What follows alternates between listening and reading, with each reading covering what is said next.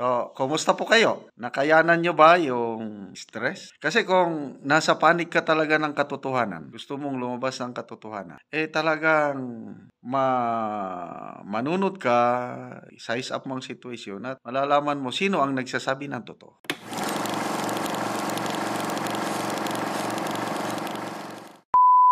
Magandang araw mga kaibigan. Gusto kong magbigay ng aking reaksyon sa katatapos lang na Senate hearing.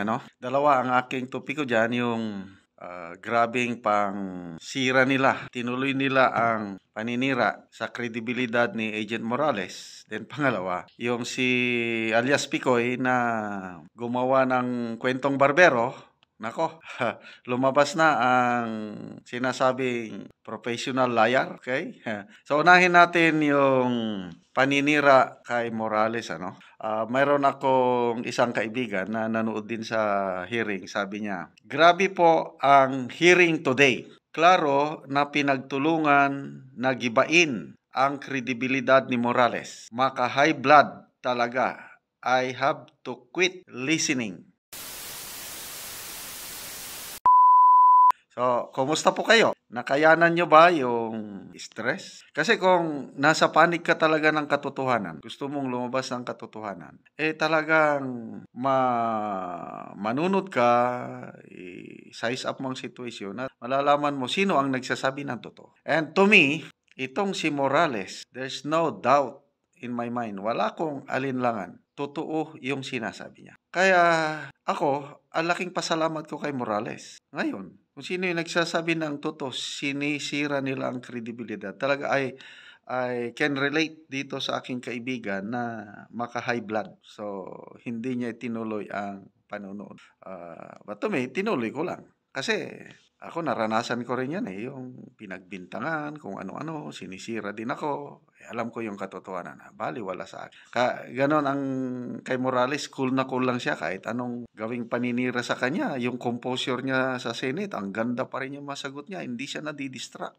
Ang galing talaga itong si Morales. Okay, dagdag na aking kaibigan. Sir, what comes next? Praying here, sana hindi aarestuhin si Morales. Alam mo na, pag nasa loob siya, pwede kung anong mangyari sa kanya. Ano ba ang maitutulong ng taong bayan sa kanya? Well, hindi naman siya basta-basta arestuhin kahit nasa Senado kasi nandun si Senator Bato. Ang problema, pag ito nang lumabas na, yung succeeding days or years sa buhay ni Morales, mahirap na. Kaya ang sagot ko dito sa aking kaibigan, anong maitutulong ng taong bayan kay Morales? Sabi ko, prayers and financial support.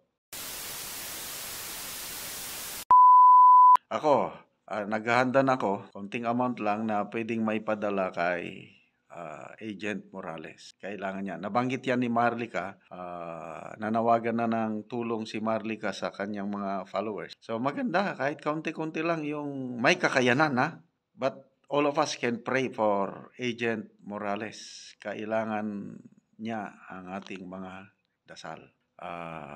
Ako kahapon, napanood ko yung 10 years ago, yung interview ni Morales sa GMA 7. Grabe. Ang tapang niya, I think first time na makakita ko ng empleyado sa gobyerno na nagrereklamo against sa kanyang hepe sa PIDEA by that time, General Kak, na bakit nyo kami pinipigilan na huliin ang mga malalaking drug lords? Yun ang reklamo niya. Active pa siya as PIDEA agent noon, lumabas na siya sa media. Kaya noon, bilib na bilib ang mainstream media kay Morales. Panoorin nyo yung interview ni Susan Enriquez sa kanya. Grabe. May paninindigan, may prinsipyo talaga itong Morales. He is one of a kind. Kaya kahit ano pang gawin nilang paninira, tawagin man nila na professional liar, opinion lang nila yun. Tawagin man nilang joke box, opinion lang nila yun. But ang taong bayan, tayo po na nanonood, may kanya-kanya tayong pasya. At ako, nagpasya na ako na talagang matino ang pagkatao ni Agent Morales. Sana makadaupang palad ko siya one day. makausap, ma-inspire sa ginagawa niya. Nakita ko yung pagmamahal niya sa bayan. Even paglabas niya sa PDEA nung natanggal na siya, itinuloy niya yung may grupo siya, anti-drug advocate. Galit siya talaga sa droga. Sana ang nagtrabaho kay PRRD nung panahon ni PRRD. Ang dami sanang nagawa. Bakit ngayon lang lumutang? That gives the next point na hindi niya kagustuhan ito na drug, na nakaladkad lang siya sa ganitong At sabi nga ni Maharlika, ako ang punot dulo nito, sabi niya na nakaladkad si Morales. Dahil walang kinalaman si Morales dito Biktima siya. Ngayon, sinasabi pa siya na siya daw ang nag-leak ng mga documents. Grabe. Okay, punta tayo sa next point, yung alias Picoy. Nako, kahit ako, magagalit ako. Wala na, pumutok ng galit ni Senator Bato. Kasi, sabi ni alias Picoy, yung recorded na conversation ni alias Picoy o Eric Santiago between kay Romy Enriquez, gawa-gawa, kwento lang daw yun para lang makarating siya sa Senado at maipresent yung dokumento. Yun na yung opinion ko lang ito Yun na yung professional liar. Kasi bakit ka kukuha ng national attention, gagawa ng kwentong barbero para mapunta ng Senado mag-present ng dokumento na anytime pwede mo mang isubmit yung dokumento yon sa mainstream media, pwede mong ipakita yon na hindi ka nagagawa-gawa ng kwentong barbero. To me, yun na yung pambobola na yon. At pansin nyo, kung nagsasalita yung alias Picoy, kinakabahan.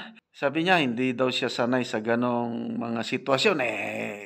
Nambobola siya Kung totoong nambobola lang siya, dapat relax lang siya. Kaya lang nakita ko kinakabahan sa kanyang sinasabi. Humihingi ng patawad kay James Kumar, humihingi ng patawad kay Romy Enriquez. Anyway, tayo na, taong bayan ang magpasya kung sino ang nagsasabi ng totoo at hindi. Basta nag-iisa ang Agent Morales na ito. Kahit ano pa man ang gawin nilang paninira sa kanya, you cannot put a good man down. Diba yun ang kasabihan? At maswerte po tayo, yung mga naniniwala, maswerte po tayo at nagkaroon tayo ng kagaya ni Morales na may paninindigan, may pagmamahal talaga sa bansa. And of course, katimbang na rin niya si Maharlika. Silang dalawa na ngayon ang modern day Diego and Gabriela Silang. Kaya kaliwat kanan na ang nag-i-interview kay Morales Kanina, nakita ko, in-interview siya ni Attorney Roque. Kaya lang, kapansin-pansin, wala nang mainstream media na nag-i-interview sa kanya. Hindi katulad noong 2013, 2014, nung una siyang nagpasabog. Nako, nasabi na ni Morales yan, kaliwat kanan ang interview niya. So, isa pa lang ang napapanood kong interview niya, yung yung GMA, search ko pa yung interview niya sa TV5 ba yun, ABS-CBN, kasi pinagkaguluhan siya ng mainstream media nung panahon yun. Ngayon, nakakapagtaka na napakatahimik ang mainstream media. Bakit kaya? Kayo na. Ipaubaya ko na sa inyo ang kasagutan. Bakit walang nag-i-interview na mainstream media kay Morales ngayon? Mabuhay ka, Agent Morales.